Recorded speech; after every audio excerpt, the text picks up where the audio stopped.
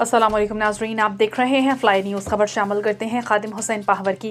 दौड़ में primary education की जानिब से स्कूलों में दाखिला मुहिम के हवाले से TEO मील साहब खानजरदारी पे टे अलिफ तालुका दौड़ के सदर गुलजार अहमद मैरानी, IBA हेड मास्टर राशिद अली आराई, मुश्ताक अहमद परियार, मेहर मुगल, शमशाद अली सयाल, इरफान अहमद खानजादा, जमील अहमद खानजादा, खालिद हुसैन राजपूत, जुल्फ़िकार वसान, आसिफ नवाज आराई, सैयद वसीम अहमद शाह, मोहम्मद उमर मुगल की क़यादत में मॉडल स्कूल दौड़ से शहर तक रैली निकाली गई।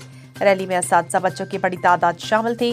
इस मौके पर मुक़र्रिरीन ने खिताब करते हुए एजुकेशन डिपार्टमेंट की जानिब से दाखिला मुहिम के हवाले से बताया और तालीम क्यों ज़रूरी है के उन्वान के तहत मालूमात फराहम की।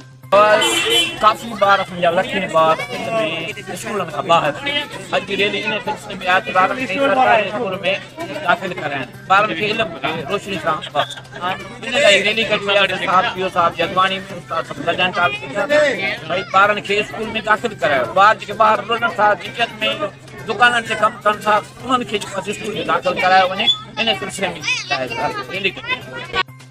अॼोको जेका रैली आहे उहा जागृता मुहिम आहे। रियासत जी ज़िम्मेवारी आहे त सभिनी माण्हुनि जी तालीम जो ज़िम्मो पाण खणे।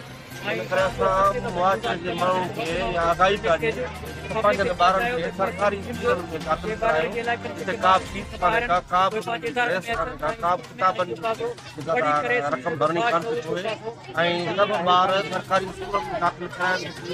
ॿारनि जो जेको आहे बर्डन आहे कि समाज जे माण्हुनि खे वधि मां वधि सरकारी स्कूलनि सां तालुक़ करणु खपे ऐं अचो त पंहिंजनि स्कूलनि खे बचाइण तालीम जी तरक़ी लाइ पाण अॼोकी जी रैली जेका आहे असांजी पढ़ंदी सिंध त वधंदी सिंध उन्वान ते रैली आहे त दाख़िला करायो सरकारी स्कूलनि में, छाकाणि उस्ताद जेके आहिनि हींअर हाई फाई क्वालिफाइड उस्ताद इंजीनियर अची विया आहिनि असांजे स्कूलनि में। उस्ताद बहितरीन उस्ताद अची विया आहिनि त पंहिंजे मासूम ॿारनि खे स्कूलनि